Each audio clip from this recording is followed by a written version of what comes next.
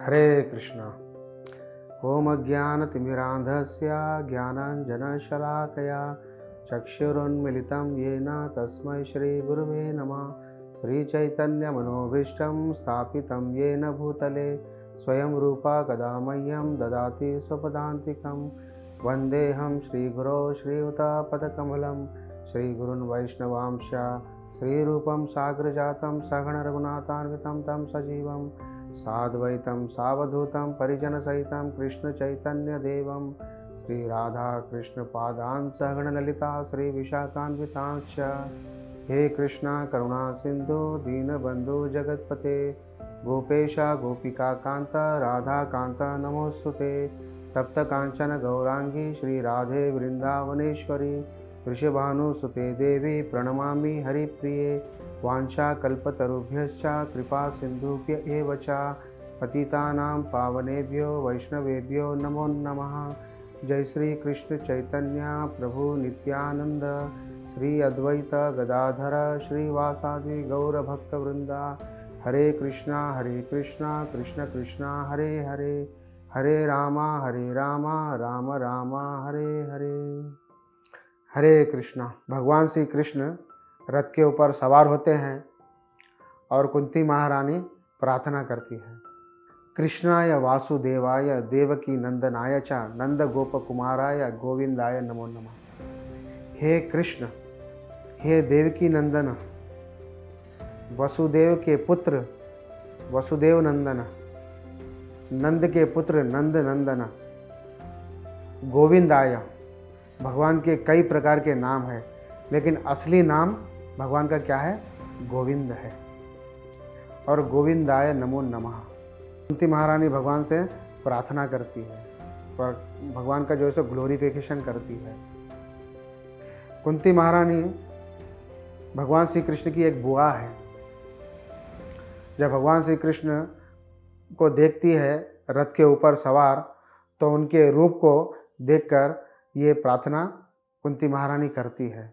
कुंती महारानी की एक नज़र उनके नाभि में पड़ती है और नाभि के जब वो नाभि को जब देखती है तो वो फिर से बोलती है नमो पंकज नाभाया, क्योंकि भगवान की जो नाभि है वो नाभाया, पंकज नाभाया। जब वो पंकज नाभायों को देखती है, नाभि को देखती है, तो कुंती महारानी का जो स्मरण है वो कहाँ पर जाता है? वो भगवान श्री कृष्ण के ऊपर जाता है। वो सोचने लगती है कि ये भगवान की जो नाभि है, इससे पूरा ब्रह्मांड जो है सो निकला है। उनकी नाभि से कमल नहीं निकलता है, उसमें से ब्रह्मा जी उत्पन्न होते हैं। फिर भगवान से आज्ञा पाकर पूरी सृष्टि का जो सो निर्माण होता है। देखिए कुंती महारानी का जो भाव है, जो चेतना है, कितना शुद्ध है। भगवान की वो नाभि देखने से वो भगवान की लीलाओं में चली जाती है ना। वो सोचती है कि पूरा ब्रह्मांड के जो निर्माता है वो भगवान श्री कृष्ण है। और फिर बाद में वो प्रार्थना करती है नमो पंकज मालिने। और भगवान का हमेशा जो गला है पुष्पों से भरा रहता है, पुष्पों से माला से भरा रहता है। अलग अलग प्रकार के सुंदर पुष्पों से माला भरी हुई रहती है। नमो पंकज नेत्राय। भगवान के जो नेत्र है बहुत ही शीतल प्रदान करने वाले हैं। भगवान का जो भी दर्शन करता है ना, उसके अंदर का जो है सो ज्वलंत बोलते हैं ना, जो अग्नि है ना, जो दिन भर 24 घंटे व्यक्ति जलता रहता है, जब वो भगवान के दर्शन करता है तो वो जलन शांत हो जाती है, क्योंकि भगवान के जो नेत्र है शीतल प्रदान करने वाले हैं। और नमस्ते पंकजांग्रिय। भगवान के जो चरण है वो इतने शुद्ध है, वो पुष्पों से सुगंधित है और उनके चरण से गंगा जी निकलती है। और देखिए कुंती महारानी किस तरह से भगवान को देखना, किस तरह से भगवान के दर्शन करना वो हमें सिखा रही है। लेकिन सामान्यतया लोग करोड़ों लोग मंदिर जाते हैं, है ना, एक नज़र देख पाते हैं लेकिन तुरंत नज़र हट जाती है।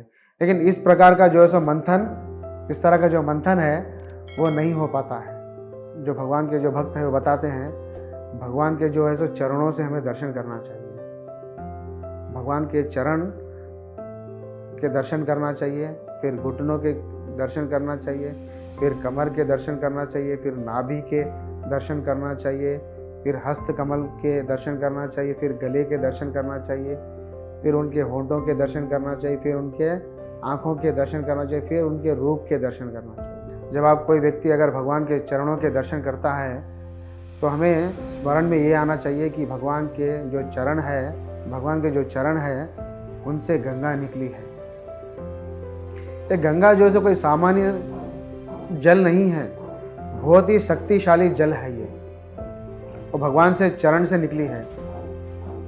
भागवतम में इसका वर्णन आता है कि भगवान के चरण से जब गंगा निकलती है तो चरण से भगवान के रज भी निकलते हैं, और भगवान के जो चरणों में जो तुलसी होती है वो भी गंगा जी में प्रवाह होती है, और भगवान के चरण में चंदन लगाया जाता है। तो गंगा जल में ये तीनों वस्तुओं का जो सो प्रवाह होता है। जब कोई व्यक्ति गंगा में स्नान करता है तो ये तीनों चीज़ों का जो सो उसे लाभान्वित होता है। हमें तत्व से जानना चाहिए राम की महिमा क्या है, कृष्ण की महिमा क्या है, तब हम भगवान के दर्शन करेंगे, तब हमें ये सब चीज़ हमें स्मरण में आएगी। लोग तो गंगा में यूं ही डुबकी मार देते हैं। प्रभुपाद जी के कुछ शिष्य हैं, वो गंगा जी में जो है सो एक स्विमिंग पूल समझकर वो डुबकी मारने लगे, तो प्रभुपाद जी ने उन्हें डांटा, बाहर निकलने को कहा और कहा कि ये कोई स्विमिंग पूल नहीं है, ये गंगा नदी है, इतनी शुद्ध, इतनी पवित्र करने वाली है। पहले हमें गंगा जी को प्रणाम करना, फिर गंगा जी में जाने के पहले गंगा जी से प्रार्थना करना चाहिए, आचमन करना चाहिए, उसके बाद गंगा जी में प्रवेश करना चाहिए स्नान करने के लिए। हमें गंगा जी में क्रीड़ा नहीं करना चाहिए, स्नान करना चाहिए। जब कोई व्यक्ति गंगा जी में स्नान करता है तो उसके जीवन की जितनी भी अशुद्धि है वो स्वतः ही निकल जाती है, क्योंकि उसमें भगवान के रज भी है, तुलसी है, तुलसी दल है और चंदन है ना। हमें देखने को तो ऐसा लगता है कि पानी है, लेकिन ये तीन चीज़ों का जो है सो हमें लाभ मिलता है कोई व्यक्ति गंगा जल में स्नान करने से। तो भगवान के चरण जब हम दर्शन करते हैं तो ये हमें स्मरण में आना चाहिए। और भगवान की जब हम नाभि को हम देखते हैं तो हमें क्या आना चाहिए, कुंती महारानी के प्रेयर्स याद होना चाहिए। अरे नाभि से तो पूरा ब्रह्मांड जो है सो ब्रह्मांड की सृष्टि हुई है, और भगवान के जो हाथ है ये कृपा देने के लिए, भगवान हमेशा अपना हाथ जो है सो सभी के ऊपर कृपा बनाए रखते हैं। और शंख चक्र जो होता है ना, चक्र से हमारी रक्षा करते हैं। और भगवान के नेत्र इतने शीतल है, हमारे जितने भी शरीर के जो ताप है, 3 प्रकार के ताप है, वो भी जो है सो भगवान की कृपा से दूर हो जाएंगे। और भगवान का जो ये मुखमंडल है, कितना लाभान्वित है, करोड़ों सूर्य के समान ये इतना तेजस्वी है भगवान का ये रूप। देखिए आज तिरुपति में भगवान की एक झलक देखने के लिए करोड़ों लोग आते हैं, केवल एक झलक देखने के लिए। तो भगवान का रूप इतना सुंदर है, जो भी भगवान के दर्शन करता है वो कृतार्थ हो जाता है। बताया जाता है वो जन्म मृत्यु के चक्र से वो छूट जाता है। अगर श्रद्धा से भी भगवान का कोई अगर श्रवणन करता है और भगवान के दर्शन करता है ये भाव से, पूरी श्रद्धा के साथ, लेकिन मंदिर में लोगों को जाने के लिए भी जो सो टाइम नहीं हो पाता है। लेकिन शास्त्र बताती है भारत भूमि में जितने भी जन्म लिए हैं सब भाग्यशाली है। तो हमारे को भाग्य जगाना है तो हमें क्या करना चाहिए, भागवतम की शरण ग्रहण करना पड़ेगा। हमारे भाग्य को और जगाना है तो क्या करेंगे, निरंतर रोज हमें भगवान के दर्शन करने होंगे। और कलयुग में हम रह रहे हैं, ये कलह का युग है, हमेशा लड़ाई झगड़े, एक दूसरे के प्रति द्वेष भावना, कंपटीशन, कितने सारे टेंशन्स, ये सब चीज़ों से हम भागना चाहते हैं। हम बोलते नहीं, लेकिन हमारे मन में ये सब चीज़ों को हम स्मरण करते हैं। ये हमारे सामने ये जीवन की शैली इतनी हमने स्वयं इस तरह से बना ली है कि हम इसमें डूबे हुए हैं। इससे बाहर निकलने का कोई सोचता भी नहीं है। लेकिन इससे निकलना चाहिए, इससे हमें निकलना चाहिए। कुंती महारानी के स्मरण में बहुत सारे जो है सो बातें याद आ रही थी। कुंती महारानी सोच रही थी, भगवान श्री कृष्ण इतने कृपालु हैं, इतने दयालु हैं, वो देवकी के गर्भ में 6 भाई थे, उनकी रक्षा भी वो नहीं किए, लेकिन मेरे 5 पुत्रों की रक्षा करने के लिए वो द्वारका नगरी छोड़कर मेरे साथ रह रहे हैं। और वो सोच रही थी, भगवान अर्जुन के ड्राइवर रूप में जो है सो सेवा किए हैं और युद्ध रोकने के लिए वो दूत बन गए हैं, और एक मित्र के भांति वो हमें मार्गदर्शन कर रहे हैं, और ये परम रक्षक के रूप में हमारे जीवन में जितने भी सारे कष्ट एक के बाद एक के बाद एक के बाद आ रहे थे, हर कष्ट में रक्षक के रूप में भगवान श्री कृष्ण ने हमारी सहायता की थी। और किस तरह से उन्होंने द्रौपदी की रक्षा की, ये भी स्मरण कुंती महारानी को हो रहा था। उस असत सभा में बताया जाता है कि असत सभा में 20 लाख लोग वहाँ पर उपस्थित थे, और पांडवों के बीच, कौरवों के बीच द्यूत क्रीड़ा चल रही थी, और पांडव ने सभी कुछ हार चुके थे, और द्रौपदी को भी जो है सो उसने दांव में लगा दिया, और द्रौपदी के वस्त्र दुशासन खींच रहा था। पूरी सभा के बीच में उसे नग्न करने का प्रयास कर रहे थे, लेकिन द्रौपदी भीष्म पितामह के पास जाती है, उनसे प्रार्थना करती है, याचना करती है, मेरी रक्षा कीजिए। वो भी उनका साथ नहीं देते हैं, और द्रोणाचार्य के पास जाती है, वो भी उनका साथ नहीं देते हैं,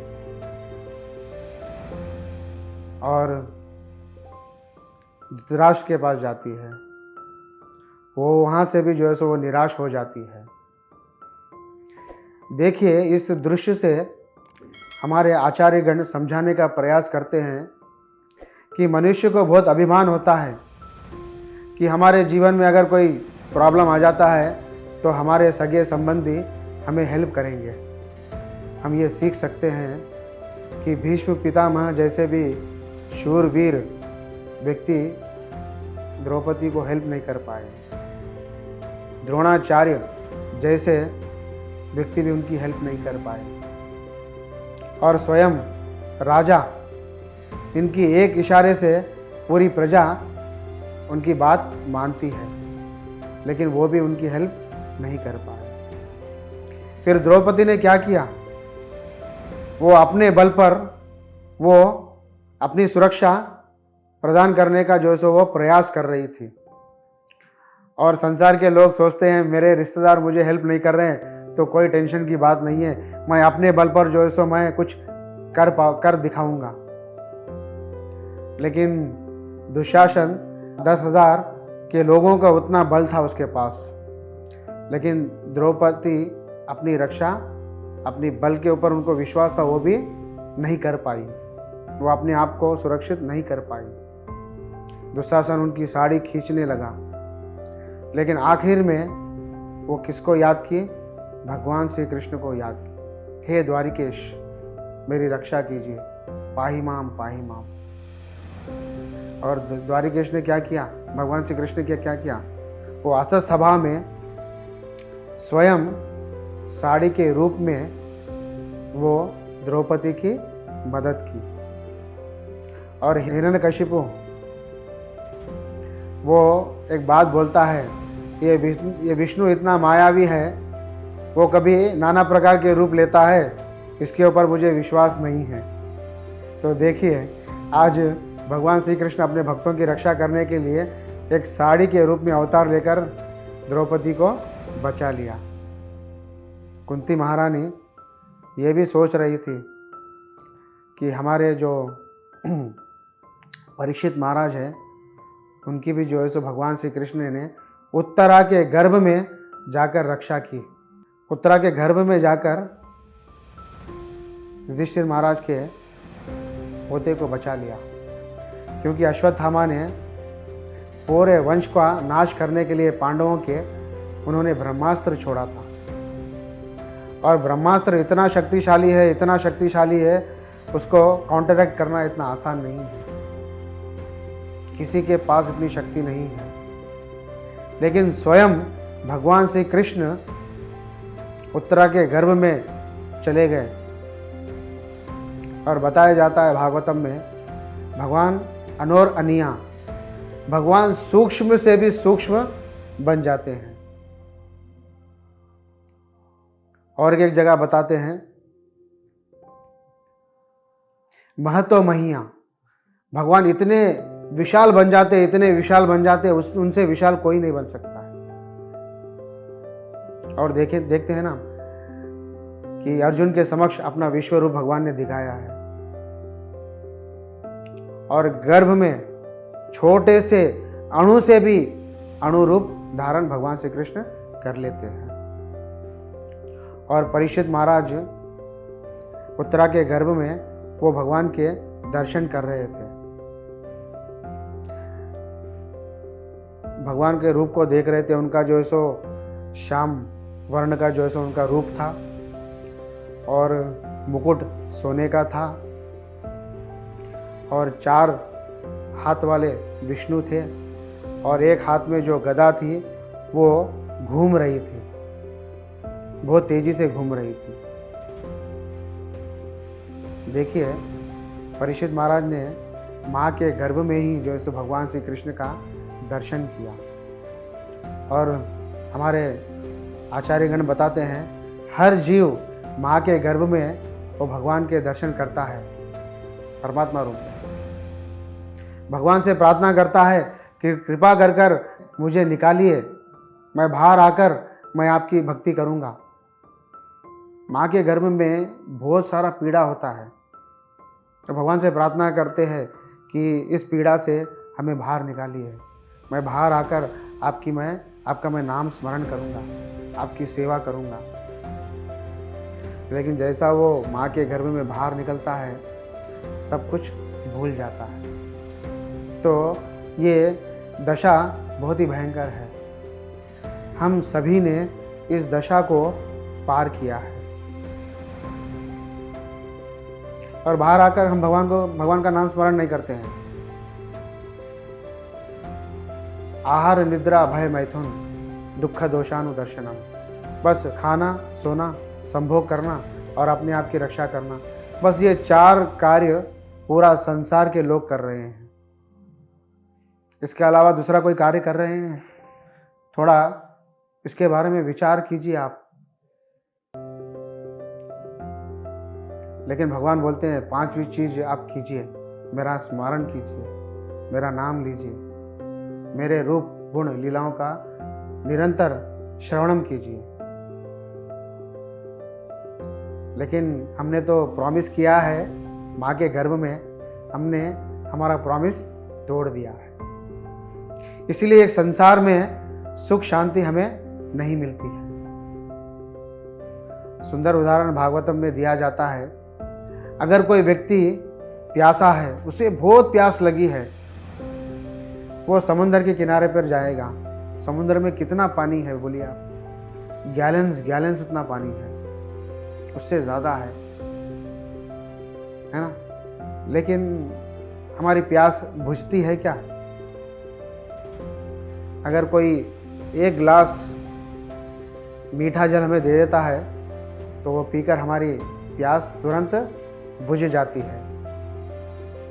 तो इसी संसार में लोग भटक रहे हैं सुख और शांति के लिए। इस संसार को भवसागर कहा जाता है। गोते लगा रहे हैं सुख प्राप्त करने के लिए, शांति प्राप्त करने के लिए, लेकिन भगवान बोलते हैं ये संसार में सुख शांति नहीं है। दुख दोषानु दर्शनम, हर क्षण प्रॉब्लम्स है, हर क्षण दुख है। लेकिन हम कामना किसकी कर रहे हैं? सुख और शांति की कर रहे हैं। तो ये सुख शांति क्या है? ये मीठा जल है। केवल कोई प्यासा व्यक्ति है, उसे मीठा जल दीजिए, उसकी प्यास बुझ जाएंगी। समुद्र का पानी प्यास बुझाने लायक नहीं है। तो भगवान बताते हैं ये भवसागर आपकी प्यास नहीं बुझाएगा।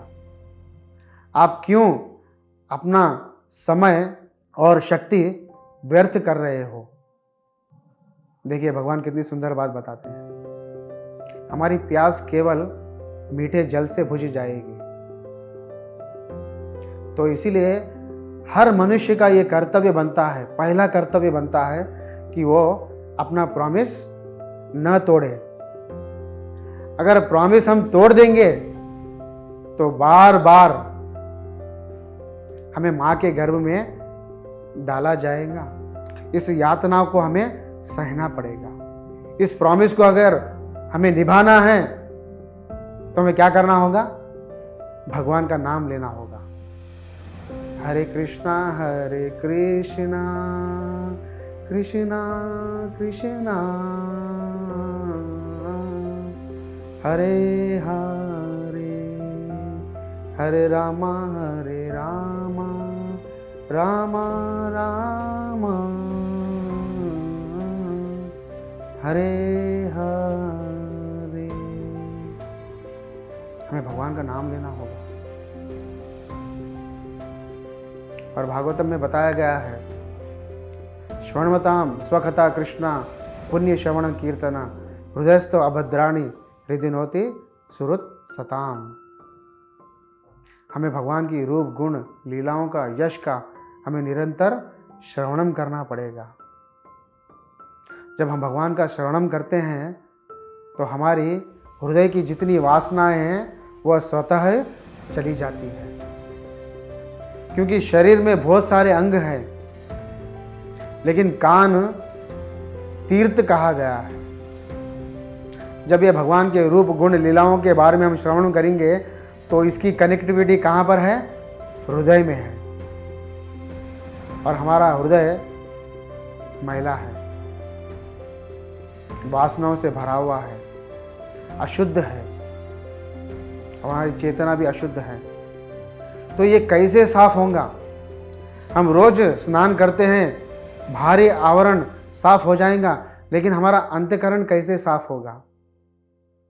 इसके बारे में हमने विचार नहीं किया है। हम कान में कितने सारे करोड़ों करोड़ों शब्द डाले हैं। बचपन से ABCD से लेकर कई सारे शब्द डाले हैं, कई सारे विद्याएं सीखी है। और विद्याओं के पीछे नई नई टेक्नोलॉजी, नया नया ज्ञान सीखने के लिए हम ललायित हैं। लेकिन इतना सब सीखने के उपरांत भी हमारी प्यास नहीं बुझ रही है। हम नए नए वासनाओं का शिकार बने हुए हैं, है ना? हमारे पास समय नहीं है।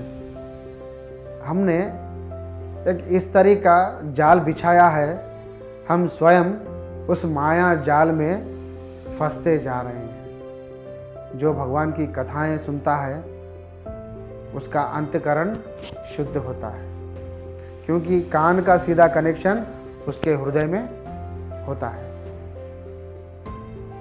जब उसकी वासनाएं दूर हो जाएंगी तो जब वो सोचने लगेगा कि मैंने ये जाल बिछाया है, ये भवसागर मेरे इच्छाओं के कारण ये भवसागर भगवान श्री कृष्ण ने दिया है और इससे निकलने का रास्ता भी भगवान श्री कृष्ण दे रहे हैं। बहुत ही सिंपल तरीके से भगवान का नाम लेना है, भगवान का गुणगान सुनना है। हरे कृष्णा।